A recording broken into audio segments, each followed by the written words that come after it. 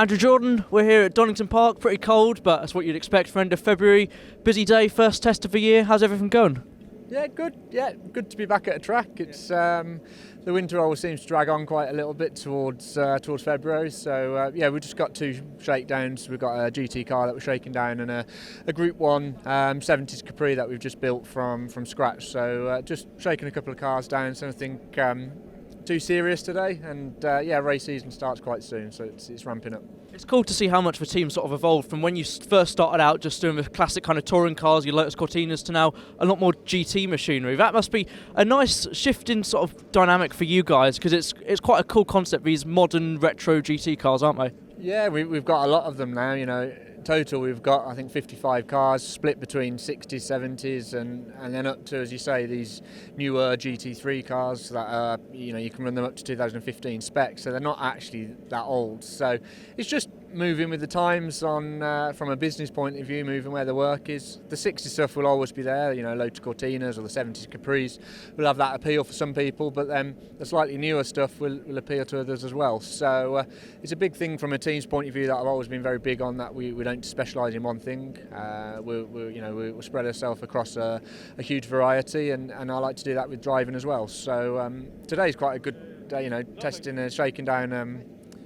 I don't mind. That's walk straight through. The amount of times. It's the first time it's happened this year, so you'll be honoured, yeah. Yeah, no, oblivious. Okay.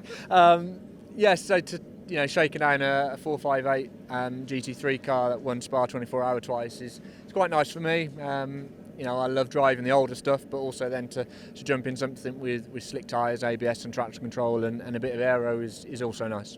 I guess for you guys as a business, it's just as much about covering what you guys want to do, but then also what there's a market for and the shift in dynamic, because you're always going to get peaks and troughs in popularity with certain cars and classes, aren't you? Yeah, it's the same as any business. You've got to be looking for the next thing, and again, going back to that's why I didn't want to just specialise in one sort of car, because if the interest in that suddenly dies down a little bit, you're then suddenly a little bit behind the curve on where you need to be. So yeah, we're always looking at the next thing and spreading our wings into other areas and other things. So you know, as I say, the 60 stuff will always be there, and that'll be a big part of what we do. But you've just got to be open-minded and look on where you move and where the next step is, really. And in recent years, you've not just been racing in this country, you've been over at Spa quite a lot, over at Daytona, which, you know, I know how much you guys enjoy those trips, because it's just cool, isn't it? And to have the opportunity, whether the team's this big, to go to those iconic venues, that's pretty special, isn't it? Yeah, it's great. It's, you know, we're very lucky. We build some lovely cars, really, really lovely cars, and then get to race them with a nice group of customers. And as you say, the American stuff's very cool. We're off to Sebring later this week, ready for Classic Sebring 12 Hour next weekend with a couple of Porsches. So yeah, those bigger trips, or the transatlantic trips, are a little bit more stressful, just because you're aware of how far people are going to do their racing there, rather than, you know, a one-day event at Donington. It's a little bit easier. If you forget something, it's half an hour down the road to go and get it, whereas the American stuff's a little bit different. So again, that's just part of it.